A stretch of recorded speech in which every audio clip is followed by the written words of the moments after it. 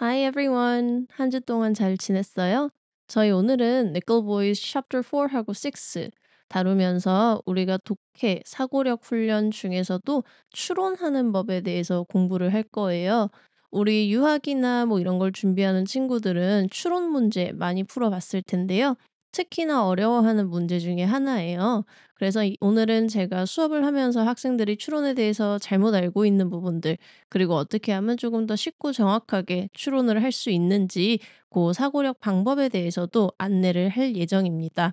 물론 시험 준비를 하지 않으시는 분들도요. 비판적 사고라고 했을 때 추론하기 능력은 굉장히 중요한 부분이기 때문에 오늘 영상 잘 보시고 앞으로 본인들이 어떤 글을 읽든 어떤 상황에 처해 있든 정확하고 논리적인 추론을 할 수 있게 됐으면 좋겠습니다. 자, 그러면 오늘 목차부터 간단하게 한번 볼게요. 자, 오늘은 요렇게 네 파트로 진행이 될 거예요. 우선은 추론 문제, 예시를 한번 보면서 추론이 정확하게 뭐를 의미하는 건지, 내가 과연 정확하게 추론을 하고 있는 건지 체크를 한번 해볼 텐데요. 한글하고 영문 버전 두 개 다 준비해 놨으니까 걱정하지 않으셔도 돼요. 자, 그다음에는 우리 책에서 Chapter 4하고 8에서 특정 부분들을 뽑아서 여기에서 내가 상상을 하는 것과 비판적으로 추론을 하는 것에서 어떤 차이가 있는지 조금 더 구체적으로 살펴본 다음에 요번 분야에서 나왔던 요번 범위에서 나왔던 표현 정리된 리스트 뒤에 보여드릴 텐데요. 요 부분은 여러분들이 필요하시다면 캡처하셔서 나중에 책 다시 복습할 때 참고하시면 될 것 같아요. 그리고 나서는 다음 주 리딩 안내하고 마무리하도록 하겠습니다. 자, 그러면 우리 추론 예시 문제 먼저 살펴볼게요. 자, 추론 연습 문제 영문과 한글로 준비가 되어 있어요. 각각 타이머는 60초 내려갈 텐데 본인이 필요한 시간만큼 영상 멈추셔도 좋습니다. 한글 지문을 보신 분들은요, 바로 여기 타임스탬프로 넘어가시면 한글 지문 60초 타이머 시작하는 구간으로 갈 테니까 그 부분에서 편하게 체크하시면 될 거예요. 한글 지문으로 저희 같이 풀이 들어갈게요. 그래서 한글 지문 60초가 끝나고 나면 풀이 시작하니까 영문으로 풀으셨든 한글로 푸셨든 그 부분에서 같이 풀이 체크하시면 되겠습니다. 자, 여러분 각자 원하시는 지문으로 풀이 시작해 볼게요.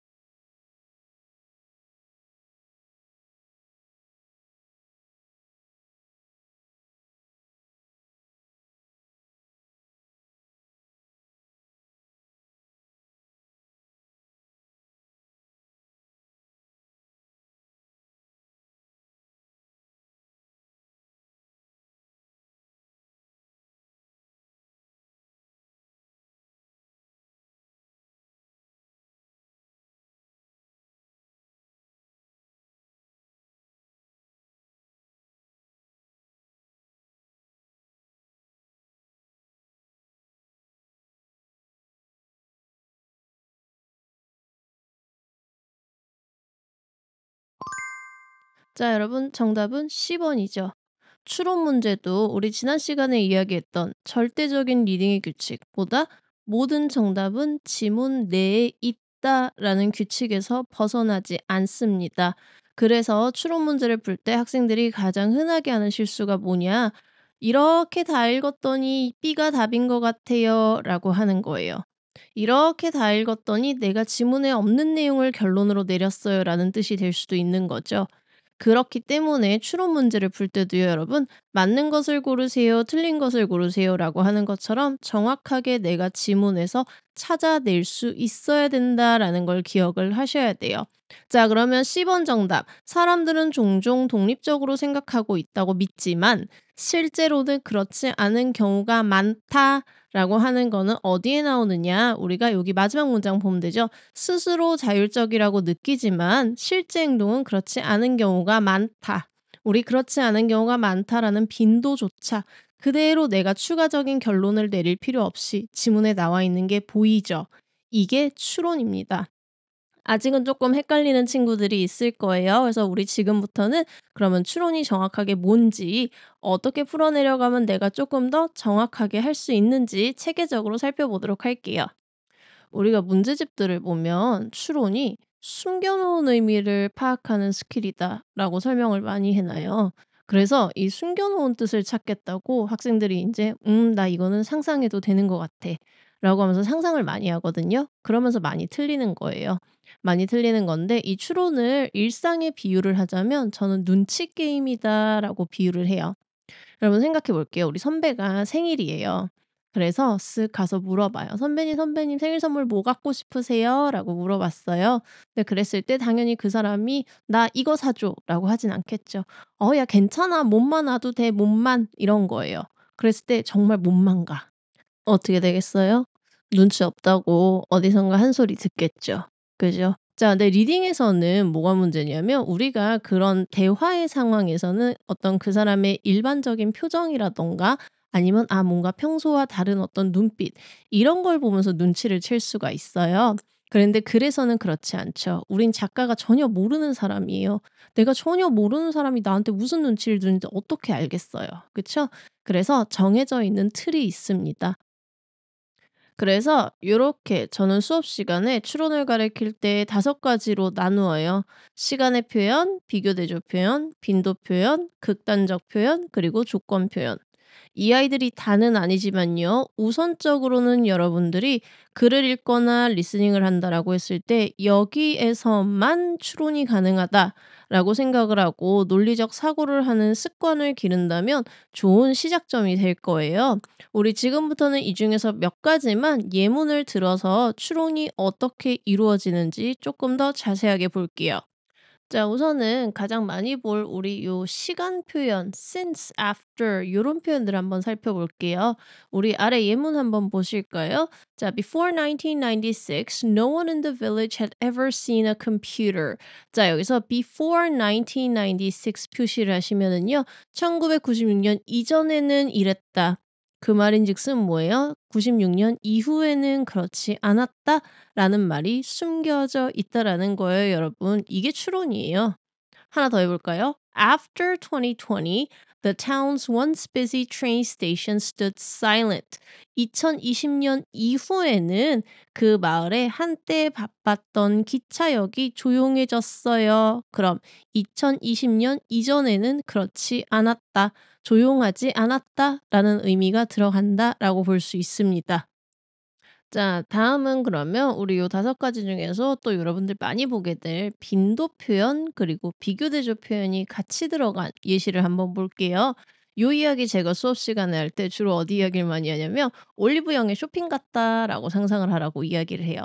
올리브영에 들어가서 내가 A랑 B 2가지 제품을 가지고 고민을 막 하고 있었어요. 막 고민을 하고 있는데 그때 이제 직원이 와요. 직원이 오길래 물어봤더니 직원이 이렇게 이야기를 합니다. A가 대부분 사람들이 A를 더 많이 사가요."라고 표현을 하는 거예요. 자, 그랬을 때 귀가 얇은 사람들은 어때요? 덜컥 A가 더 좋은 거네.' 하고 A를 사가는 거죠. 근데 저같이 이렇게 리딩을 오래 가리키다 보면은 사람이 비판적이 돼요. 어떻게 보면 시니컬해지는 거죠. '대부분 많이 사간다고? 그러면 10명 중에 8명 정도 될 거니까 2 명은 B 사가는 거네? 그럼 B도 나쁘진 않은 거네? 안 팔리는 건 아닌 건데? 뭐가 문제지?' 이렇게 고민을 하게 되는 거죠. 그죠? 귀가 얇은 사람은 다시 뭐 "대부분 고객님들은 A를 사가요."라고 했을 때 '응 A가 좋은 거구나.'라고 주관을 넣게 돼요. 그냥 판매량에 불과한 건데 그쵸? 비판적 사고를 한다라는 건 뭐예요? 대부분이 A를 사간다라는 건 10명 중에 두세 명은 B도 사는구나. B가 안 팔리진 않는구나라고 사고를 하게 되는 거죠. 여기가 바로 추론입니다. 이해 가시고 있나요? 그래서 여기에 나오는 표현들이 전부 비슷한 맥락이라고 생각하시면 돼요. A처럼 B도 가볍다라는 거는 B가 가볍다라는 거죠. 자, A에 비해서 B가 무겁다라고 하는 데는 어때요? A가 가볍다는 아니에요. A가 덜 무겁다라는 개념이라는 거. 어떤 착각이 올 수 있는지 이제 조금씩 보이죠? 자, 마찬가지로 사람들이 "자주 달리기를 나가요."라고 한다라고 해서 달리기를 좋아한다라고 생각하면 안 된다라는 거예요. '아, 주 7일 중에 5 일은 달리기를 가는구나. 이틀은 안 가는구나.' 끝. 그게 그 사람이 좋아서 그런 건지 의사 선생님이 시켜서 그런 건지 그런 부분은 알 수가 없는 거예요. 그래서 이런 형태로 논리적인 추론과 내가 나도 모르게 주관을 넣고 상상을 해서 하는 추론의 차이점. 요런 표현들을 여러분들이 잘 체크를 하면서 보시면 좋을 것 같아요. 그러면 지금부터는 우리가 인제 니클보이스에서 어떤 추론을 할 수 있는지 어떤 문장들이 등장했었는지 한번 살펴보도록 할게요. 책에서 총 7 개의 쿼트를 따왔어요. 첫 번째는 여기 페이지 45 입니다. 처음에 인제 엘wood가 경찰차를 타고 떠나는 장면이에요. 그때 인제 여기 보시면요. 여기 often이라는 표현을 제가 빨갛게 표시를 해 놨어요. 우리 빈도 표현에서 추론이 된다라고 했죠. 자, 그러면 추론을 하는 비판적 사고에서는 이 지문이 어떻게 읽히나 볼게요. 자, 그 경찰관이요. 이쑤시개를 입안에서 요리조리 왔다 갔다 했어요. 그가 말을 할 때 네, 말을 하는 게 자주는 아니었어요. 자, 여기까지 읽고 비판적 사고가 들어가는 친구들은 '말을 많이 하진 않았구나.'라는 게 이미 머릿속에 들어가 있는 거예요. 그러다 보니까 그다음 문장에 보시면은요. 그가 엘wood를 수갑을 채우고요. 그다음에 뭘 했어요? 275 miles 동안에 말을 하지 않았다. 방금 전에 뭐예요? When he talked, which is not often이랑 didn't speak for 200 miles랑 통하는 거 보이시죠? 요렇게 사고력이 길러지면 자연스럽게 뒷내용이 연상이 되면서 읽는 속도가 빨라지는 거예요.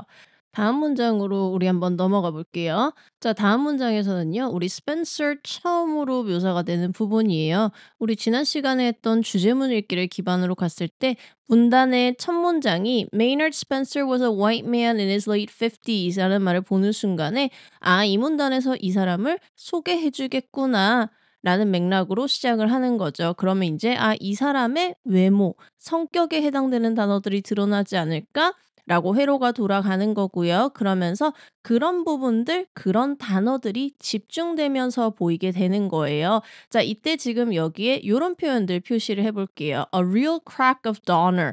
아침에 동틀무렵부터 일어날 법한 사람. 그리고 뭔가 굉장히 신중하게 움직여요. 얼굴이 되게 좁아요. 다크서클이 있고요. 그리고 옷에서 주름 하나하나가 칼날처럼 날카롭게 깔끔했어요. 마치 살아있는 칼날처럼 보였어요. 라고 묘사가 되고 있어요. 자, 그랬을 때 여러분들 여기서 저랑 같이 추론과 상상의 차이 한번 비교를 해 보도록 할게요. 방금 전에 이 부분을 읽으면서 여러분들 요 네 가지 명제에 대해서 한번 생각을 해 보겠습니다. 자, 첫 번째, 스펜서는 무섭고 폭력적인 사람일 것이다. 두 번째, 그는 따뜻한 사람은 아니다. 세 번째, 권력적이거나 매우 높은 지위의 사람이다. 네 번째, 병적으로 깔끔한 사람이다. 결벽증이 있다. 자, 10초 드릴 테니까 각자 한번 생각해 보실게요.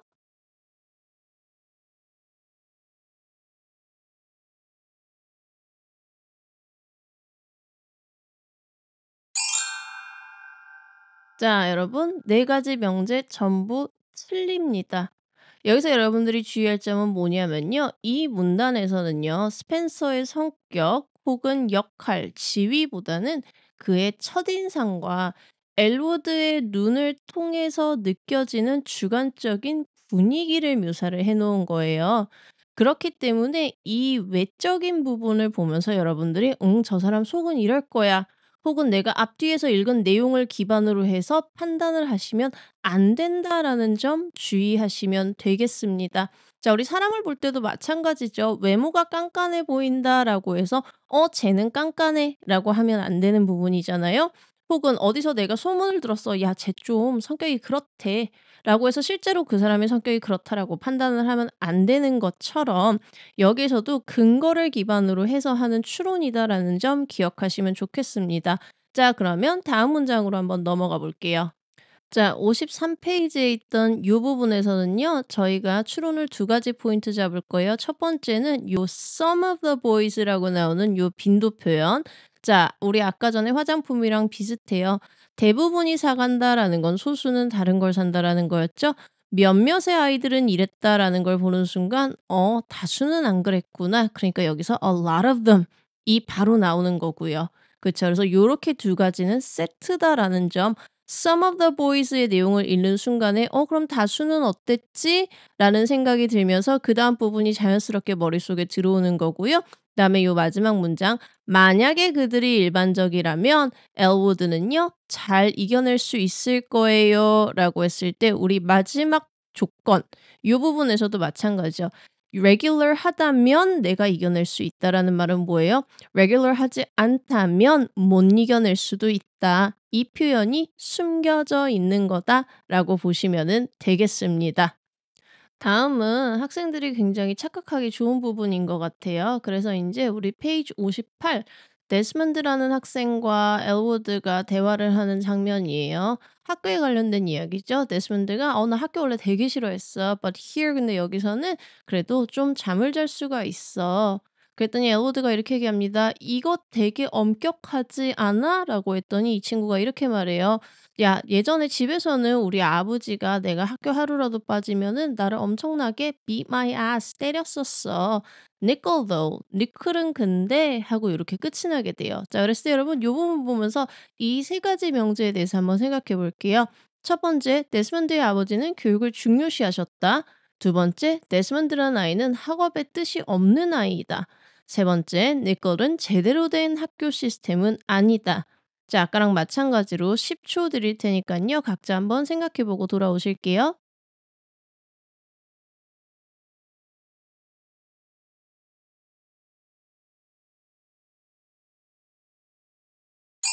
자, 첫 번째 명제부터 볼게요. 아버지가 아이가 학교를 빠지면 때렸다라고 해서 교육을 중요시했다라고 볼 수는 없습니다.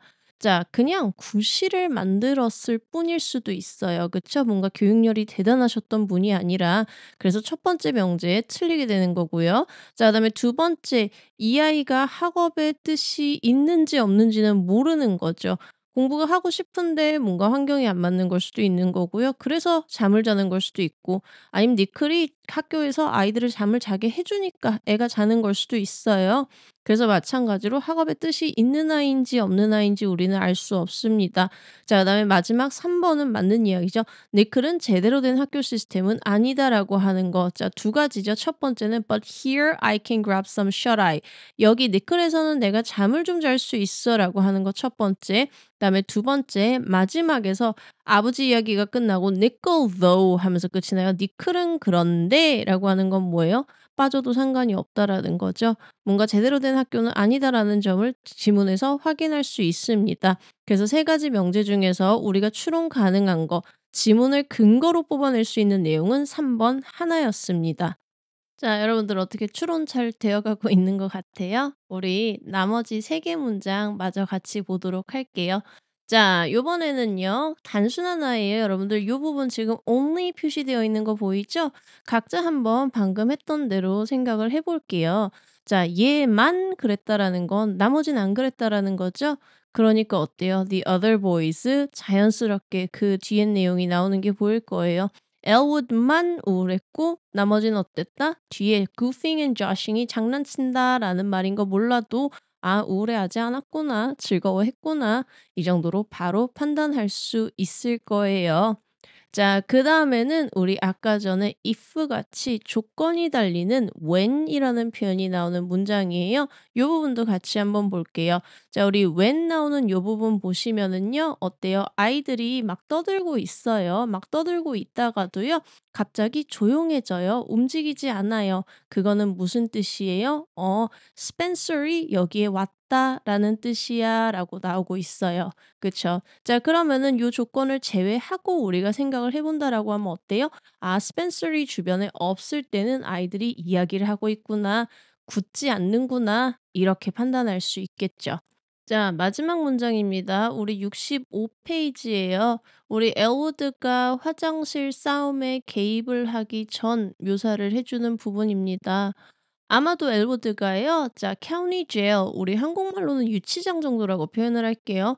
유치장이라고 하는 감옥에서 조금 더 시간을 보냈더라면 남의 폭력에 끼어들지 않는 것이 베스트다, 상책이다라는 걸 알았을지도 몰라요.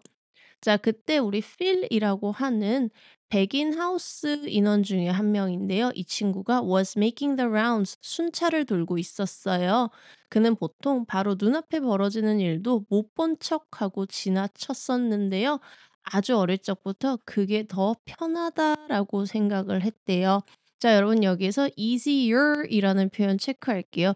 우리 비교 표현이 나올 때 학생들이 항상 실수를 해요. 더 쉽다라는 거 아까도 이야기했지만 상대적인 거죠. 우리가 이 부분을 보면서 요 필이라는 친구에 대해서 이렇게 생각을 하면 안 돼요.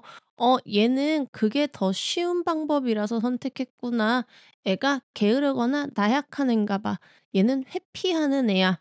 이렇게 생각을 하시면 안 돼요. 그게 더 쉽다라고 한다라는 건 이 아이의 측면에서는 그것을 외면하는 게 누구를 도우려다가 다치거나 혹은 불이익을 당하는 것보다는 나한테 덜 해롭다, 덜 고통스럽다라고 느꼈기 때문에 그럴 수도 있는 거죠. 그게 정말 절대적으로 쉬웠다라는 뜻은 아니에요. 그래서 여러분들이 요렇게 ER 표현, 비교의 표현이 나온다라고 했을 때는 항상 이런 부분 주의하셔야겠습니다. 이해 가셨죠? 자, 여러분, 오늘은 저희가 네거보이스를 통해서 비판적 사고 능력, 그중에서도 추론하기에 대해서 조금 알아봤어요. 어떻게 여러분들 이 영상을 통해서 조금 추론하기가 어떤 건지 잘 이해가 가셨나 모르겠네요. 혹시나 도움이 되셨다면 좋아요와 구독 꼭 부탁드리고요. 자, 지금부터는 요 뒤에는 제가 사전적인 의미와는 조금 다르거나 혹은 해석이 어려웠을 것 같다 싶은 표현들을 뽑아 놓은 리스트가 화면에 나갈 거예요. 필요하신 분들은 이 부분 캡처하셔서 나중에 책 읽거나 공부하는데 참고해 주시면 되겠습니다. 저는 다음 시간에 저희 니콜 보이스 챕터 7 내용 가지고 또 새로운 비판적 사고 능력 가지고 오도록 하겠습니다. 긴 영상 봐주셔서 감사하고요. 다음 영상에서 뵐게요. 수고하셨습니다.